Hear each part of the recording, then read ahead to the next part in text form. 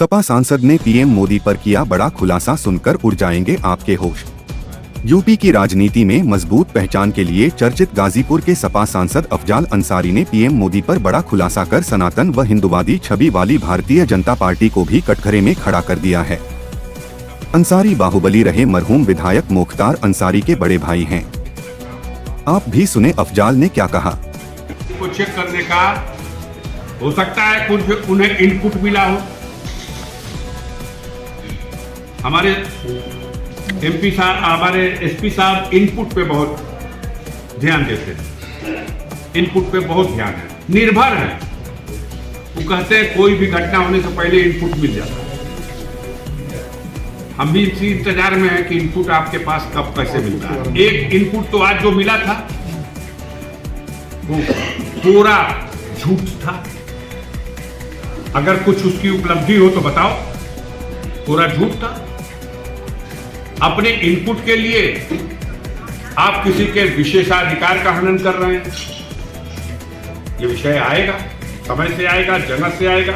आज एक गाजीपुर के राज्यसभा सांसद है, उनकी भी गाड़ी, अब पता नहीं वो गाड़ी उनकी है या नहीं है, लेकिन उनके नाम का स्टिकर लगा हुआ था और उसमें शराब पकड़ी गई बिहार में।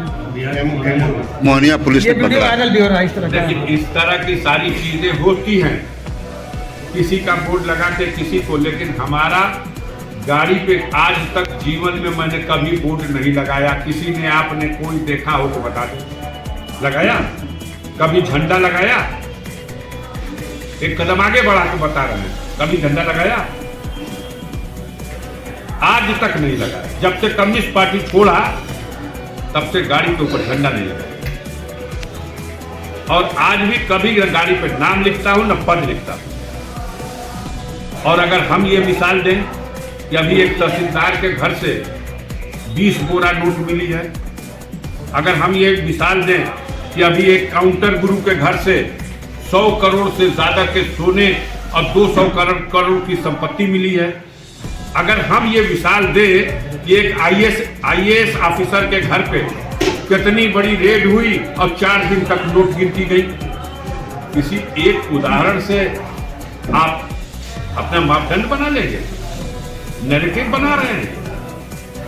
ये ढंग है जनप्रतिनिधियों के साथ बदसलूकी। ये बहुत गंभीर सवाल है और ये इस सवाल पर इस तरह से ये नहीं चल सकेगी। ये तानाशाही नहीं चलेगी। गोली मार दे कोई हमको स्वीकार है, तानाशाही स्वीकार नहीं। हमको घेरने की कोशिश भी की जा रही है। मुख्यमंत्री ने हमें अन्य कई स्रोतों से भेजा जा रहा है खबर कि आपके जान को खतरा है, बाहर से हमला करने वाले, आक्रमण करने वाले आए हुए। हमने इसको गंभीरता से लिया, प्रधानमंत्री से मिलकर के पत्र दिया और बता दिया। उसके बाद एक दिन विधानसभा अध्यक्ष को भी मिलकर दिया और पत्र भी दे दिया। अपने जिले के डीएम को भी दे दिया और एसपी को भी मिलकर पत्र नहीं दिया, सूचना दे दी। अब हमारे एसपी साहब कह रहे इनपुट नहीं मिल रहा। जब घटना हो जाएगी तब इनसे पूछेंगे इनपुट मिला था।